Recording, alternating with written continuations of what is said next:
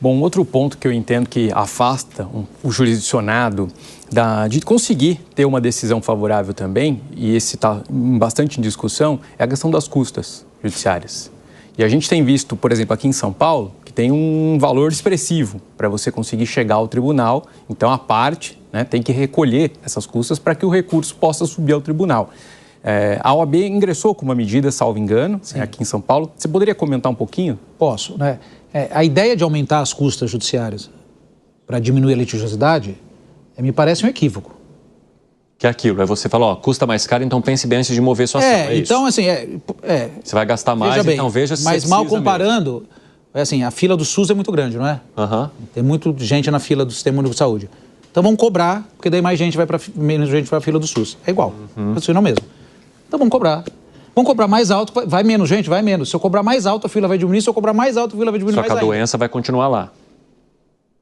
Então, a ideia não me parece eticamente sustentável usar as custas judiciárias para fazer com que as pessoas recorram menos à justiça. Até porque, quem vai ser o punido? Quem tem menos dinheiro. Quem tem menos condição de pagar as custas judiciárias. Então, o judiciário, a gente tem que cobrar custas, claro, para controlar o trâmite do processo, porque o processo custa para mim, custa para você, então não é justo que só meu imposto sustente o seu processo. Meu imposto, mais você vai sustentar o seu litígio. Mas usar custa judiciária para reduzir a litigiosidade me parece eticamente insustentável, né? A OAB entrou com uma ação direta de constitucionalidade contra a taxa aqui do Estado de São Paulo, que é uma taxa de 2% para o cumprimento de sentença.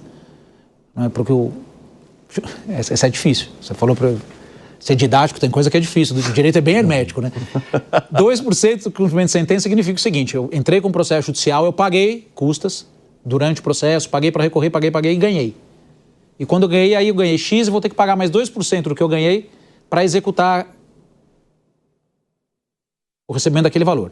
Né? Nos parece inconstitucional, a gente estudou bastante, então a gente está lutando contra essa custa, que é um pagamento, uma espécie de bisinda. Eu estou aqui na frente de um professor que sabe melhor do que eu disse, né? Eu sou criminalista. Então a gente está lutando porque é isso. A gente tem que pôr custas, porque não é justo que só o imposto pague o processo judicial, mas que é uma maneira de garantir recursos para que o judiciário funcione bem, não para que as pessoas recorram menos. Eu ouvi andando aí pelo Estado de São Paulo, mais de um advogado falando, olha, meu cliente ganhou a causa, e quando eu cheguei para ele, falei, você vai ter que pagar 2% para executar. Ele desistiu. Você cria uma barreira, né? Então, criou uma barreira para uma pessoa que tinha ganho. Então, isso tem um problema de acesso à justiça, porque a pessoa ganhou, aí quando ela viu que tinha que pagar 2% para levar, ela falou, putz, não vou pagar, porque é arriscado. Você pode pagar 2% e não levar, né? Você pode pagar 2% e não levar todo aquele valor. Então, nos parece que tem uma questão a ser enfrentada, e a gente precisa equalizar. O judiciário tem que ter custos, porque ele não pode custar mais para o orçamento público, mas não com esse objetivo. Mas eu estava até vendo aqui, né, eu lembrei esses dias de uma notícia que nós demos na nossa programação sobre o fato de o Supremo Tribunal Federal aplicar uma multa sobre a defesa do deputado Daniel Silveira pelo excesso de recursos, ou pelo excesso de movimentos que essa defesa fez. Que limite é esse? Como determinar se há um excesso de pedidos e recursos no caso de um cliente como esse? Então, eu não tenho esse caso concreto na cabeça, então não vou... não estou fugindo, não tenho. Não me lembro desse fato. São tantos, né? São tantos. O que há na legislação é a multa por litigância de má-fé. Obrigado, litigância de má-fé. O que é a litigância de má-fé? É quando o advogado ou a parte estão abusando do direito ao processo, do direito de recorrer de má-fé. Não é isso, realmente tem que ser coibido. Eu acho até, para falar aqui também, lá de lá, eu acho que os advogados, os juízes poderiam usar mais.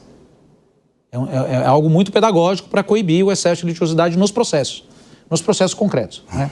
Nesse caso específico, eu não me recordo, mas é uma defesa criminal, né? Foram 12 recursos em 10 dias. Numa defesa criminal, você tem ampla defesa, né? Acho que é mais efetivo, para você não coibir a defesa, simplesmente indeferir os recursos e negar os recursos, né? O judiciário também às vezes tem dificuldade de negar os recursos, né? Nega o recurso, encerra o processo e isso está na mão do juiz, né? Então a multa de litigância de má-fé ela existe, ela deve ser aplicada, mas no processo criminal é mais complicado.